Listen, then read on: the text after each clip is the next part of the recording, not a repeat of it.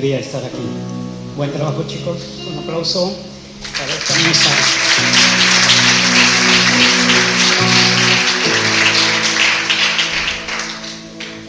Pues desde aquí se ven muy guapos todos. Y quiero fluir con lo que Dios está haciendo. Esta es la casa. Me encanta los domingos estar con la iglesia. Y recordemos, la iglesia no es el lugar a donde asistimos. La iglesia es la familia a la cual pertenecemos. Y esta es la familia donde Dios nos ha plantado.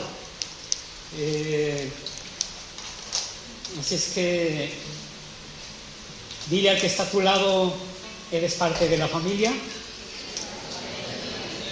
Quizá la parte no más bonita, pero sí parte. No es cierto, eso no lo digas. Di si tú eres parte de la familia más hermosa. Y bueno, ¿por qué no cierras tus ojos y preparas tu corazón? Le dices: Señor, dispongo todos mis sentidos para escuchar tu palabra. Tu palabra dice que es viva y es eficaz. Pues Dios, dispongo mis oídos, presto mis oídos para oír, pero también mi corazón para recibir tu palabra. Y que tu palabra me transforme, me cambie, Señor. Y ayúdame, Señor, a poner en práctica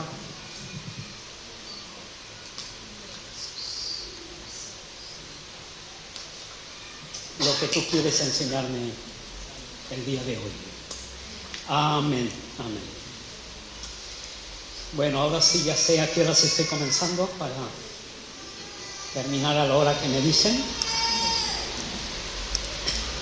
Haz un resumen de lo que vimos la vez pasada, pero lo que vemos ahora no es lo que Dios deseaba para nosotros como humanidad, para lo que vemos en familia. Hoy vemos caos, vemos desintegración, vemos conflictos, vemos un mundo roto y vemos familias rotas, personas rotas. No era lo que Dios quería. Dios nos hizo a su imagen y semejanza. Dios nos formó diferente a todo lo demás creado. Fuimos su máxima expresión. La humanidad, el hombre, la mujer, nos hizo totalmente diferentes. Nos hizo a su imagen y semejanza. Nos dio libre albedrío, puso eternidad en nosotros y nos hizo completamente diferentes. Y Dios nos puso, después de haber sido creado Adán y Eva, los puso para gobernar por sobre todo lo creado, por encima del reino animal, del reino vegetal. Dios nos puso para gobernar. Nos puso para gobernar nuestra familia, los hombres, a las mujeres, para gobernar sobre nuestro ámbito. Y Dios nos puso para eso, para gobernar, para sojuzgar. Pero Dios les dio mandamientos, les dio ordenanzas al hombre, lo que tenía que hacer, gobernar, pero también lo que no tenía que hacer. Y esos son los mandatos de Dios. Era obedecer esos mandatos para que vivieran en prosperidad, en bendición, porque Dios deseaba lo mejor. Dios quería tener intimidad con el hombre. Para eso fuimos creados. Fuimos creados por amor, para amar a Dios, para conocer a Dios, para vivir en relación y en comunidad y en comunión con Dios. Pero cuando el hombre desobedece, cuando Dios le dice: no comas del árbol de la ciencia del bien y del mal, porque de cierto morirás, el hombre prefirió escuchar a Satanás, a la serpiente. Satanás le dijo: no es verdad. Y atacó la palabra de Dios, atacó lo que Dios les había dicho. No es verdad lo que Dios ha dicho. No moriréis, sino seréis como Dios, conociendo el bien y el mal. Y entonces el hombre, tanto Eva como Adán, deciden obedecer y escuchar la voz del enemigo. Y entonces cuando desobedecen, de cierto el hombre muere, y muere en todos los sentidos. Muere físicamente, que para mí es la más terrible.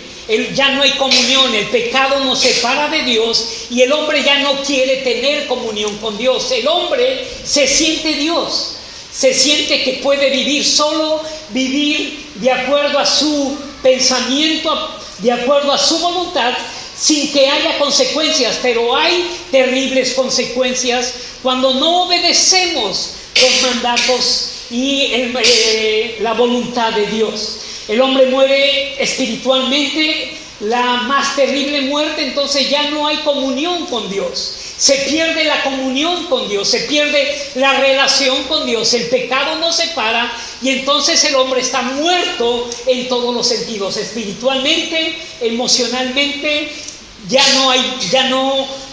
Dios quería tener vida eterna, que viviéramos con Él por la eternidad, pero el hombre ahora muere físicamente, muere espiritualmente y estamos muertos emocionalmente. Y estamos muertos emocionalmente. ¿Estamos cómo? Estamos muertos. Y todo lo echamos a perder. Desde ahí vemos que Dios quería que el hombre viviera en unidad, pudiera haber armonía, pero ¿qué sucede?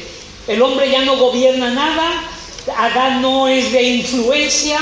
Ahora vemos el primer asesinato donde Caín mata a Abel por simplemente no poder controlar sus impulsos. Vemos la envidia y vemos situaciones que Dios no quería para la humanidad. Y ahora vemos familias rotas, vemos vidas rotas, vemos una sociedad rota, y esto a consecuencia del pecado.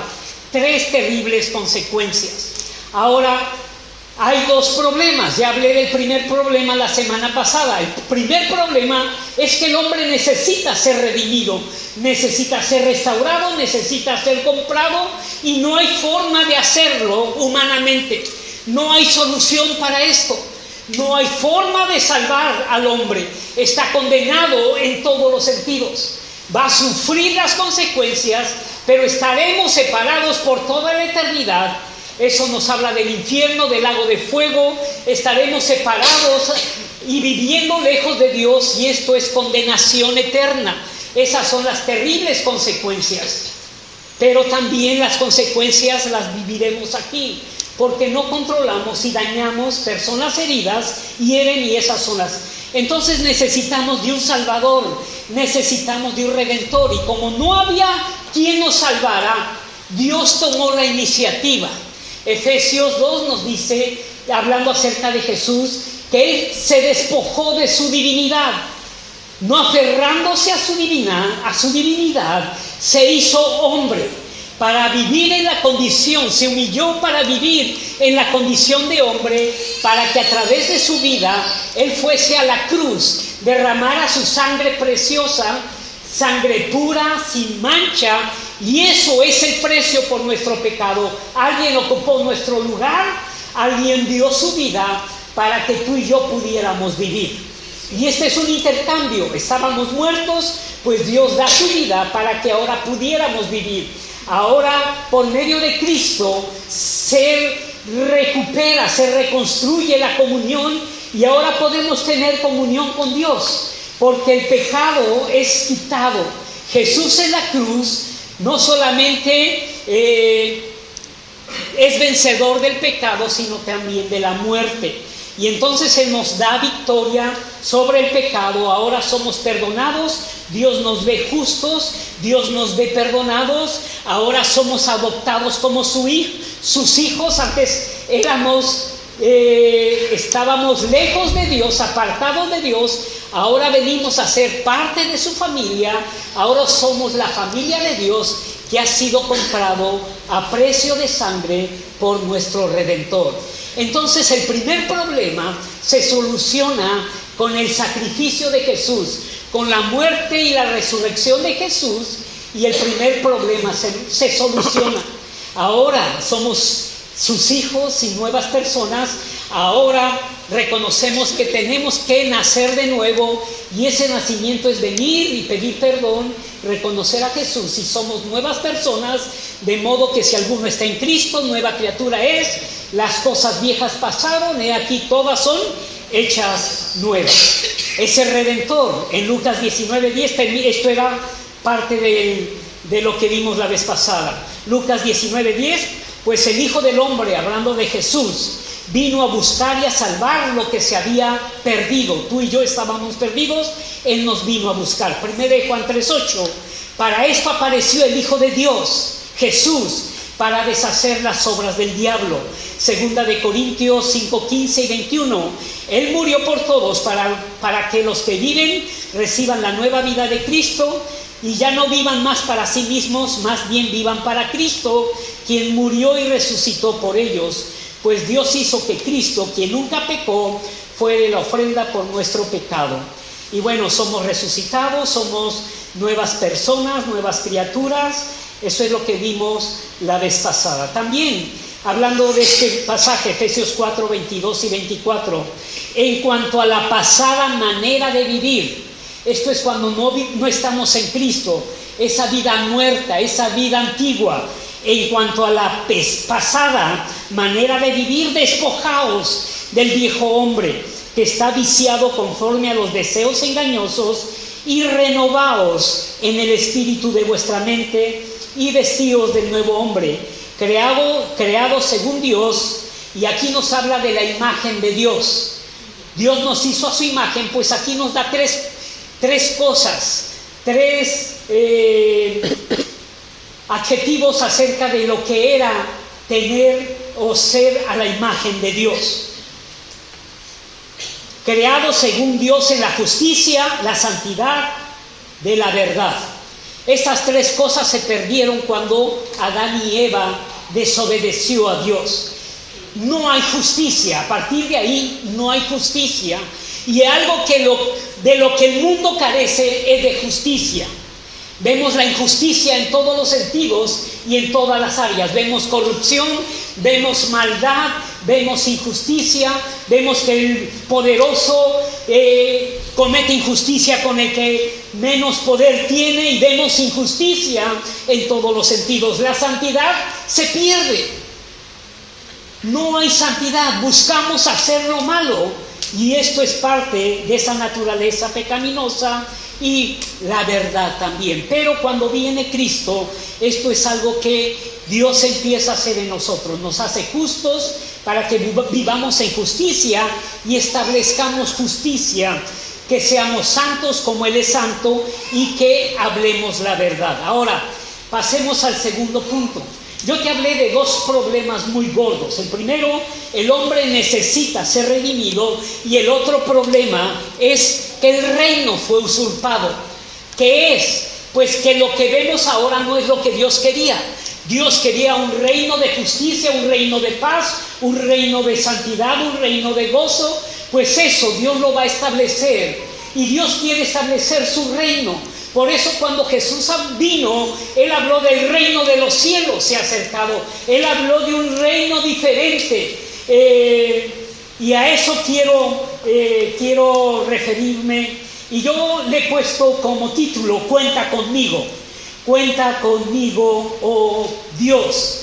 Ahora, es tan importante entender la primera parte de la que hablé, de ser renovados, que tú y yo busquemos venir a Jesús, seamos sus hijos, busquemos nuestra sanidad en todas las áreas, que podamos ser luz, porque se necesita establecer el reino de Dios. Siempre que veas a Dios obrar o trabajar o hacer algo, siempre verás a alguien siendo usado y dirigido por Él. Todo lo que Dios hace, lo hace a través de personas. Él involucra a personas. Por eso es tan importante que entendamos la primera parte. ¿Por qué lo hizo Dios? Yo no sé quién es el consejero de Dios. No sé a quién tiene de consejero Dios. Pero yo le hubiera dicho: Dios, ¿cómo se te ocurre pensar en que los humanos podamos servirte o colaborar contigo?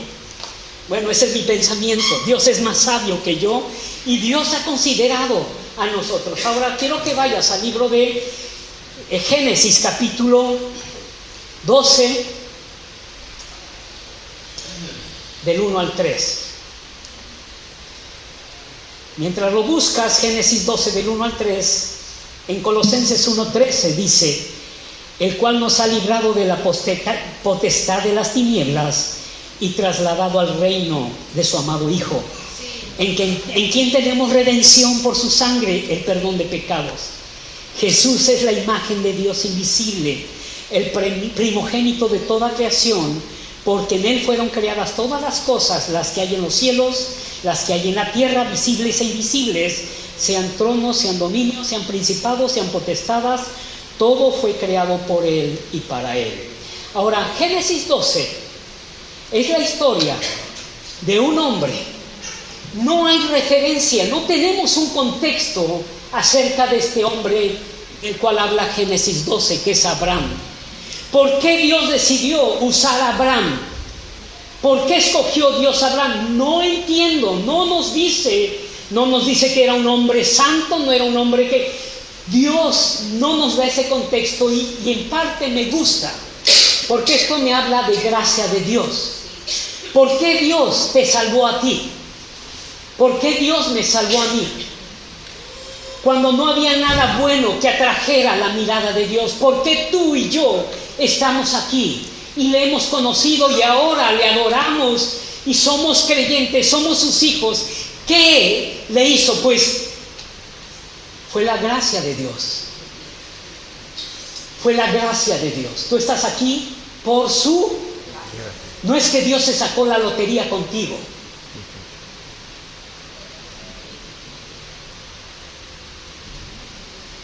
Por lo menos conmigo no. Te hablé la vez pasada que era un niño, 8 años, abusado sexualmente, con problemas terribles, emocionales. Sin un padre que me abrazara. Hasta los 8 años yo ya estaba podrido, estaba desesperado, no había nada bueno en mí. Pero Dios escogió a Abraham y le dice, sal de tu tierra, de tu parentela. Ahí lo dice en Génesis 12, del 1 al 3. Pero Jehová le dijo a Abraham, vete de tu tierra, de tu parentela, de la casa de tu padre a la tierra que te mostraré, y haré de ti una nación grande y te bendeciré. Engrandeceré tu nombre y serás de bendición. Bendeciré a los que te bendijeren y a los que te maldijeren maldeciré, y serán benditas en ti todas las familias de la tierra. Aquí se le llama la bendición, el pacto abrahámico, un pacto increíble de bendición. A alguien desconocido Dios le dice, Abraham, voy a bendecirte. Todo lo que Dios le dice era como para decirle, ¿dónde firmo? Porque era, te voy a bendecir, bendeciré a los que te bendijeren, te haré prosperar, haré famoso tu nombre y yo estaré contigo. Yo estaré contigo, que es lo mismo que nos dice. Ahora eres mi hijo, yo estaré contigo todos los días de tu vida. Dios nos ha rescatado, nos ha salvado, nos ha purificado, nos ha hecho nuevas personas, nos ha hecho de su familia. Es una bendición grande. Y lo que le dice a Abraham, te voy a bendecir para que seas un canal de bendición. En ti serán benditas todas las familias de la tierra. Entonces, aquí vemos 3 cosas. Una, es escogido por Dios. 2, para ser un canal de bendición. 3, para bendecir a todas las familias de la tierra. La palabra familias en el versículo 3 es la palabra etnos. En otras versiones se traduce como naciones. En la versión 60 lo traducen como familias, pero la palabra correcta es etnias. En ti serán benditas todas las etnias de la tierra. Las que existen, que en ese momento eran ciudades-estado, las que iban a existir y las que existen en nuestro tiempo al día de hoy. Dios estaba pensando, Abraham, en ti serán benditas todas las familias de la tierra. En México hay más de 300 etnias. Podemos decir simplemente México, la República Mexicana, pero lo que Dios realmente estaba diciendo, no solamente voy a bendecir a México, sino que voy a bendecir a las 300 etnias, grupos étnicos separados por su cultura, su idioma. Y en ese momento Dios estaba pensando realmente en todas las personas del mundo. En la India hay más de 1000 etnias, pues Dios pensaba en cada una de estas. ¿Y eso dónde está? ¿Dónde lo dice la Biblia? Bueno, quédate conmigo. Dios le dice a Abraham: en ti serán benditas todas las familias de la tierra. A través de ti voy a bendecir a todas las personas del mundo, a cada persona que vive en cualquier país, que tenga su idioma y su cultura, lo voy a bendecir. A través de ti, tu familia, tu descendencia, voy a bendecirles. ¿Dónde está esto? Bueno, ve conmigo al libro de Gálatas. Ahora es el gran apóstol Pablo. ¿Quién es? No es el Oscar Camas, que casi no sabe. El gran apóstol Pablo.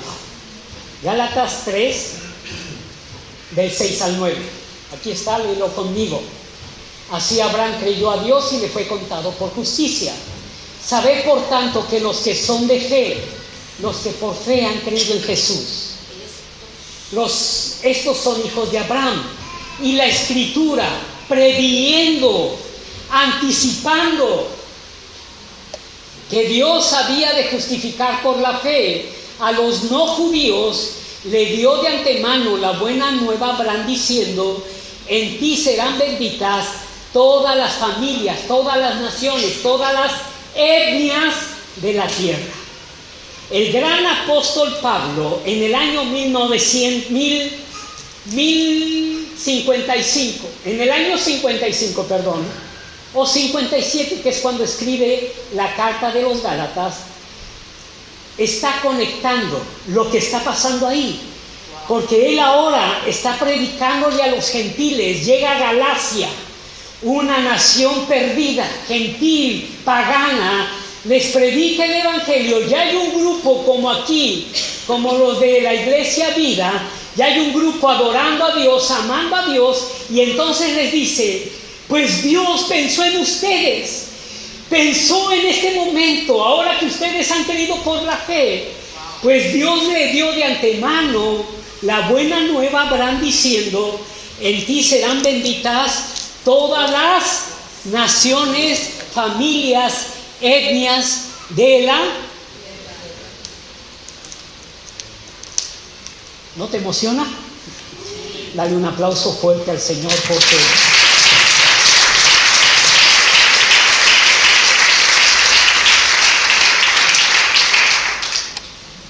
¿cómo te llamas, mi hermano? Sí. Frank. Sí, Frank, ya te conozco. Frank, Dios te dio desde Génesis a ti, tu familia. ¿Cómo te llamas?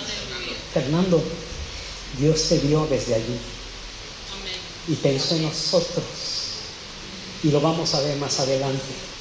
En ti serán benditas todas las familias de la tierra. Y entonces escoge a Abraham. Me voy rápidamente porque ya no quiero un tercer domingo. No me estoy pidiendo un tercer domingo. Me voy rápido, termino rápido. Pastores, termino rápido. Dios escoge a Abraham y a su descendencia. No solamente pensó en Abraham, sino pensó en su descendencia, el pueblo judío. Y Dios escoge al pueblo judío para ser un canal de bendición a las demás naciones. En Éxodo 19 les dice: mas vosotros, después de bajar del monte Sinaí, ¿se escucha? Se acabó la pila. El enemigo no quiere que predique. Sí. Hola, hola. Así. Ahora. Lo apagué. Sí. Es que está en rojo. Entonces, bajando del monte Sinaí, Dios le dice: diles a ellos, diles a mi pueblo, que son un pueblo de reyes y sacerdotes, que es lo mismo que nos dice a nosotros en 1 de Pedro: mas vosotros sois linaje escogido, real sacerdocio, nación santa. Dios escoge a Abraham y a su descendencia para ser un canal de bendición. Porque todo lo que Dios va a hacer, lo va a hacer a través de personas. Dios lo decidió así.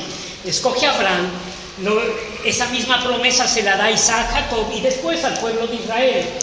Y le dice: vosotros serán un canal de bendición, yo estaré con ustedes, serán mi especial tesoro y bendigan a las demás naciones. Bueno, esa era la encomienda al pueblo de Israel. En la mayor parte del tiempo el pueblo judío falló en ser un canal de bendición y se quedaron con la bendición. Bueno, en el Nuevo Testamento, que es a donde quiero llegar, Dios entonces viene, muere, resucita, y cuando resucita va en busca de aquellos hombres que caminaron con Él por 3 años, esos que le habían negado, aquellos que le habían fracasado realmente, le habían fallado. En el momento más crítico en la vida de Jesús, sus discípulos le abandonan, pero cuando Él resucita, Él viene, y entonces en Juan dice que viene y les dice: paz a vosotros. Repite 3 veces la palabra paz, no los regaña, sino les dice: ahora toda potestad,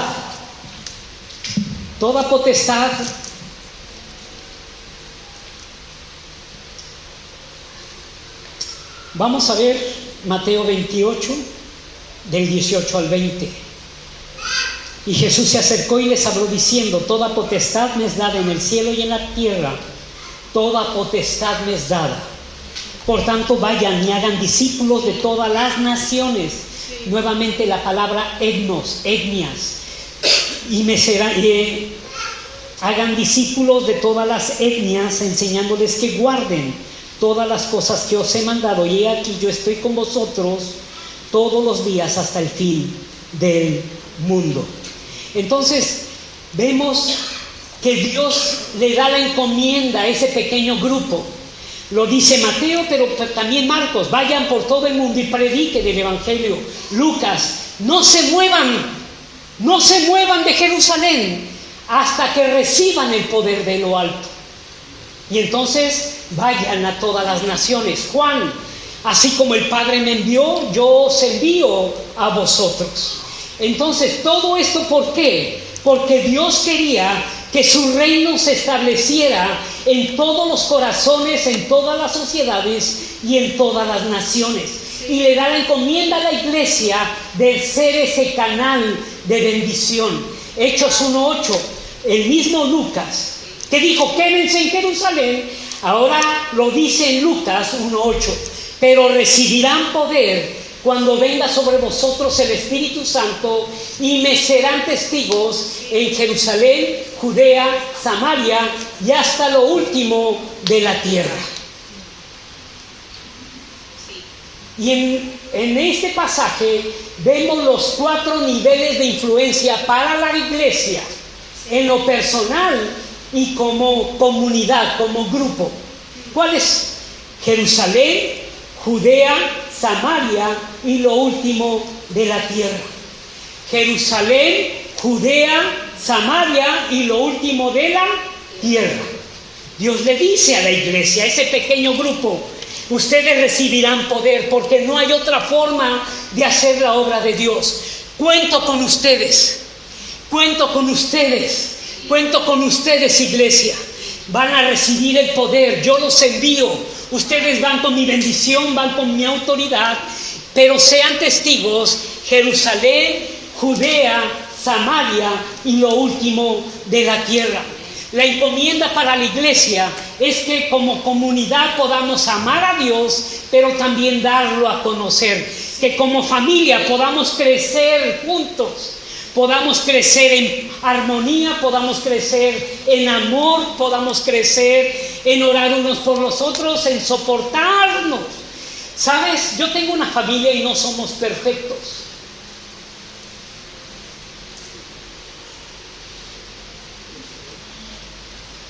La perfecta y santa es mi esposa. Yo soy el imperfecto y poco santo. Pero ¿sabes? Estamos para crecer juntos y entre los dos amar a Dios y darlo a conocer. Entonces la encomienda a la iglesia es: vayan con mi autoridad y sean testigos en Jerusalén, Judea, Samaria y lo último de la tierra. viene el Espíritu Santo, son llenos del Espíritu Santo y son transformados. Ese Pedro que le negó, ese Pedro que aún blasfemó y el gallo cantó y vio la mirada de Jesús, ese Pedro ahora es lleno del Espíritu Santo, se levanta, predica el Evangelio y 2,000 o 5,000, ya no recuerdo, 3,000 y luego 2,000, 5,000 y esos puros hombres nada más, o sea que era mucha más gente, y ese fue el inicio de la iglesia. ¿Y sabes cuál fue el inicio de la iglesia? Dice que todo lo tenían en común, oraban juntos, eran generosos, era una iglesia que veía por los necesitados, vemos milagros. Pedro va al templo para orar con Juan y un cojo le dice, un paralítico le dice, dame algo. Y Pedro dice, no tengo oro, no tengo plata, pero lo que tengo te doy. En el nombre de Jesús, levántate. Y eso es lo que vamos a hacer tú y yo, ¿sí? Vamos a ir por el mundo conforme nuestro andar diario, vamos a predicar, vamos a ver milagros, porque Dios quiere que tú entiendas que somos representantes de Dios aquí en la tierra, la esperanza del mundo, la esperanza de tu familia es la iglesia. No, hermano, es Cristo. Cristo en nosotros, la esperanza de gloria. Cristo en nosotros. Cristo en nosotros, la esperanza de gloria. Ahora vemos Hechos 1, Jerusalén, son llenos del Espíritu Santo, Pedro. Hechos 2, Hechos 3, todo está pasando en Jerusalén. Hechos 4, todo está pasando en Jerusalén. Hechos 5, todo está pasando en Jerusalén. Hechos 6, todo pasa en Jerusalén. Hechos 7, termina Hechos 7 con Esteban siendo difamado, lo llevan para ser juzgado y él escucha todo lo que están hablando acerca de él, y cuando se le da la oportunidad de hablar, se levanta Esteban con la autoridad del Señor, sabiendo quién es en Cristo, y sabes, en lugar de defenderse, empieza a proclamar la historia más asombrosa y confrontarlos con la verdad. Era tal la intensidad, la unción, que dice que hasta chillaban los dientes del coraje de escuchar la verdad. Pero él, en lugar de defenderse, habla acerca de la historia mayor, que es la historia de Cristo. Y entonces lo condenan, lo apedrean, y con las últimas fuerzas levanta la vista y dice: Padre, perdónales. O sea, vemos cosas increíbles en la iglesia. Sanidades sobrenaturales, perdón sobrenatural, y ve al Hijo del Hombre esperándolo, y entonces muere. Y entra el capítulo 8. Alguien dice que si no se cumple Hechos 1:8, entonces se cumplirá Hechos 8:1, que dice: y vino una grande persecución, y la iglesia fue esparcida, pero a donde quiera que iban predicaban el Evangelio. Eso en Hechos 8. Sigue más adelante, y ¿sabes a dónde fueron? Dice que fueron esparcidos a Judea y a Samaria, porque Dios dijo: me serán testigos en Jerusalén, Judea, Samaria y hasta lo último de la tierra. Y lo que no les he dicho es que según el griego es hacerlo a la medida de vuestras posibilidades al mismo tiempo. No es primero Jerusalén. Cuando terminemos Jerusalén, entonces ya podemos pensar en Judea. Cuando terminemos Judea, entonces podemos pensar en Samaria. No, era al mismo tiempo, simultáneamente, tocar estos 4 niveles de influencia. Y yo estoy agradecido por pertenecer a una iglesia con una visión, con líderes que tienen visión, la visión de Dios, de obedecerle, de ser fieles en nuestra Jerusalén, Judea, Samaria. Gracias. Ahora, Hasta Hechos 8 y 9 solo se le predicaba a los judíos, porque ese fue uno de los problemas con el pueblo judío, que se creyeron que la bendición solamente era para ellos, sin saber que eran bendecidos para ser un canal de bendición. Hasta Hechos 9 solo le predican a los judíos. Tiene que venir Hechos 10 y Dios tiene que cambiar el paradigma. Y Pedro está, madre mía, Pedro está en la azotea de una casa esperando que le hagan su desayuno andaluz, su carne, su bollo con pata,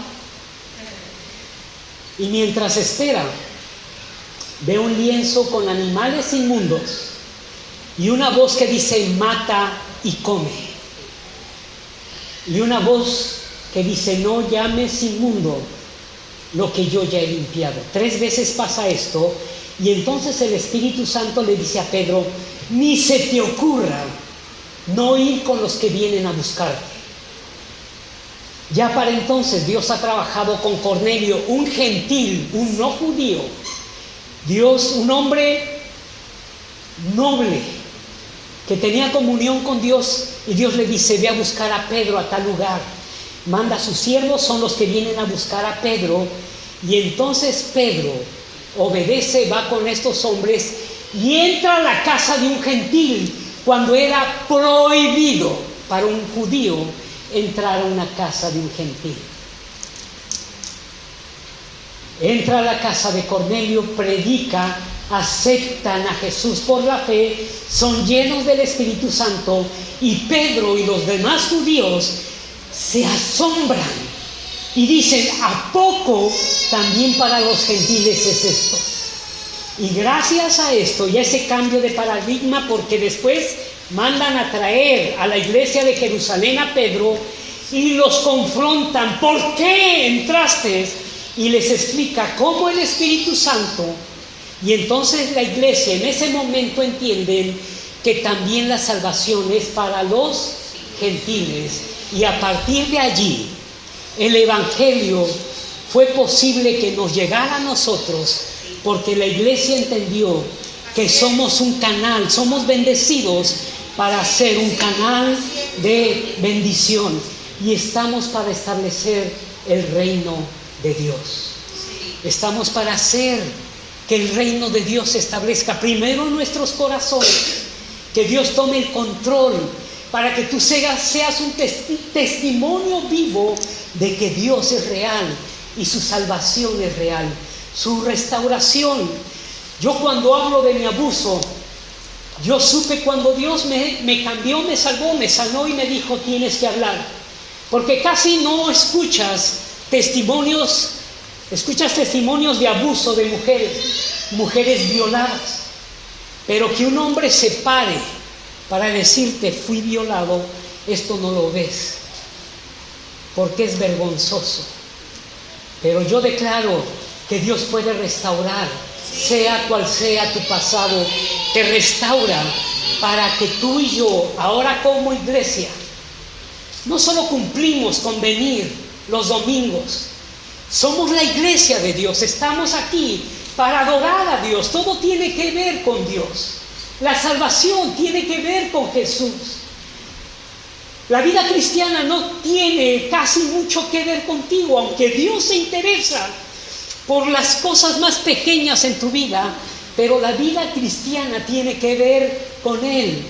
Y cuando entendemos esta parte, que el reino tiene que ser establecido, tienes que entender que tu vida Dios la salvó para que pueda ser un canal de bendición, para bendecir Jerusalén, Judea, Samaria y hasta lo último de la tierra. Termino con 3 testimonios. Prometo que termino con estos 3 testimonios. Estábamos en Marruecos, vivimos 6 años en Marruecos más o menos, y todas las mañanas Vivimos en una ciudad donde creíamos que había 5 creyentes, en una ciudad de más de 200,000 personas, en una región donde casi no había cristianos. Predicar el evangelio en Marruecos es prohibidísimo. Una mañana, como siempre, teníamos nuestro devocional,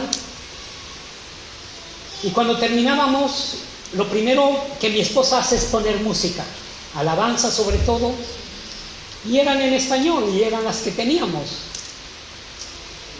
Si mi esposa no tiene música en casa, yo sé que algo hice mal.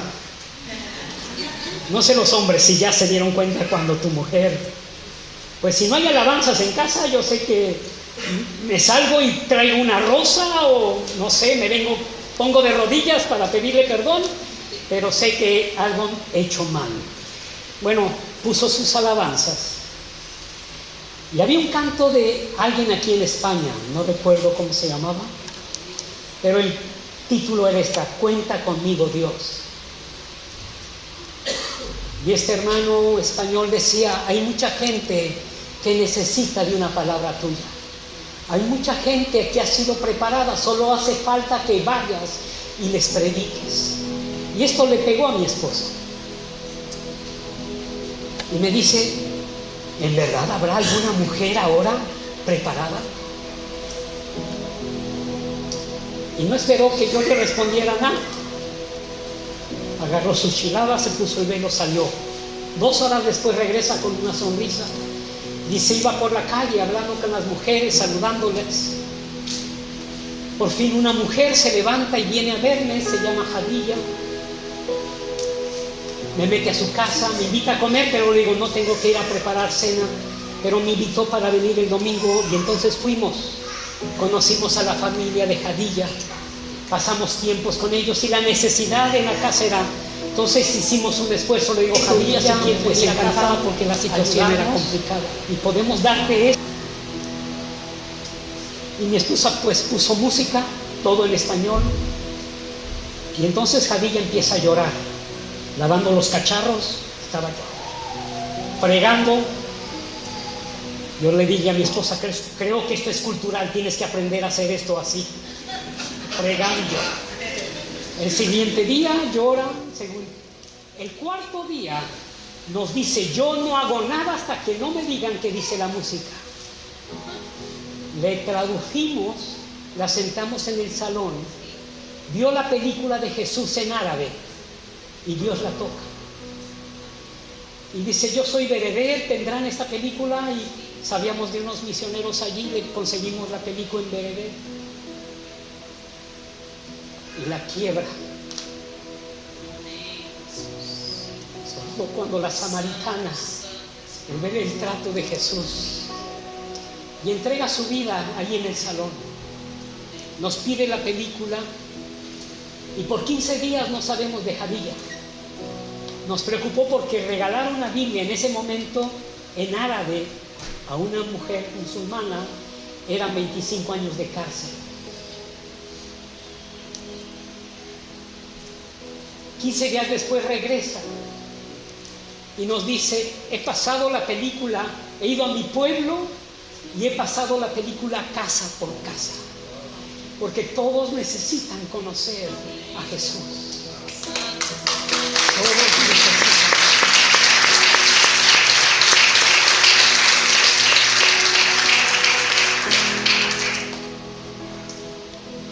En estos días tengo cuñados que viven en Tijuana, México, norte de México, con la frontera a Estados Unidos. Su hermana y mi cuñado son pastores, tienen ahí un pequeño negocio,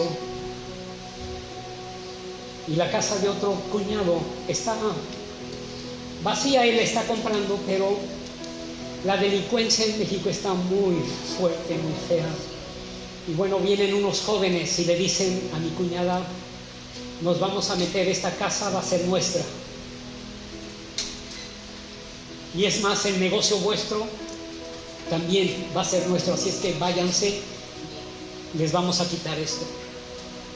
y nos han estado llamando en la noche de allá, en la mañana aquí, y nos han estado dando reportes. Y ayer el último reporte eran las 7 de la mañana aquí, 7:30. Nosotros dijimos: no peleen, porque esta gente no tiene piedad. La injusticia, hablando de injusticia, vamos a pelear orando, que es lo que se puede hacer.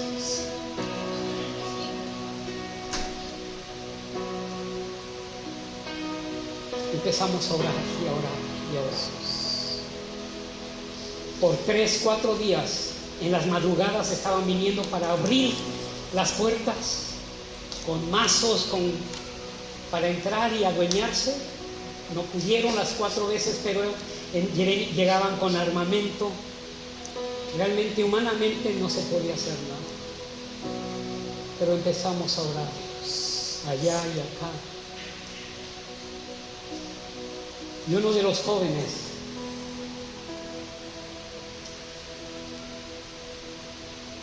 decidió decir: ustedes son buenas personas. Miren, esta es la llave del candado que hemos puesto. Yo ya no voy a mover las manos. Y por hacer esto, vino el grupo, casi matan al jovencito este. Mi cuñado oró con él, mi cuñada oraron por él diciéndole: conoce a Jesús, tu familia debe estar preocupada por ti, mira, Dios puede hacer algo. Y el jovencito, 16 años, se puso a favor de mi cuñada y mi concuño.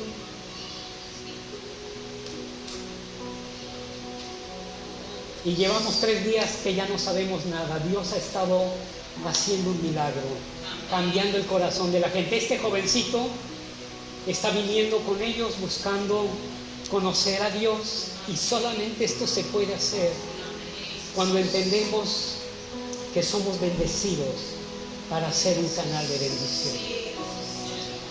Y ahora vamos a orar por la Santa Cena, pero debemos entender: somos familia, somos la esperanza para el mundo. La esperanza no es ningún partido, ni es la derecha ni es la izquierda, es nuestro amado Señor Jesús, lo que va a transformar nuestra nación, nuestras familias. Y sabes, Dios nos ha plantado en comunidad. Lo que Dios quiere hacer, lo peor que puede hacer cualquier persona que ha conocido a Jesús, es alejarse de la iglesia. No somos perfectos, pero somos una familia. Y en la familia nos perdonamos, nos amamos. Y Dios nos ha plantado. Lo peor que puedes hacer es alejarte de la familia, porque eso es lo mejor que Satanás puede hacer para convencerte a ti. Yo quiero que te pongas de pie, nos tomemos de la mano y digamos: Dios, somos la familia, somos la esperanza para este mundo, es la iglesia. Entonces, vamos a orar y dejo el lugar al pastor. Señor, gracias por la iglesia Vida. Gracias por plantarnos en esta hermosa congregación. Somos personas que estamos siendo restauradas. Es como un hospital donde venimos heridos, rotos. Pero Dios, aquí nos estás transformando para ser luz y sal de la tierra. Ahora yo decido amar a mi familia, plantarme en mi casa, unirme a la visión de esta iglesia, que es llevar tu nombre, ser un canal de bendición en nuestra Jerusalén, Judea, Samaria y lo último de la tierra. Padre, esta iglesia, vamos a tocar naciones, vamos a tocar familias, jóvenes serán restaurados, familias serán restauradas por la obra tuya, en el nombre de Jesús, porque tú nos das poder y nos das autoridad en el nombre de Jesús.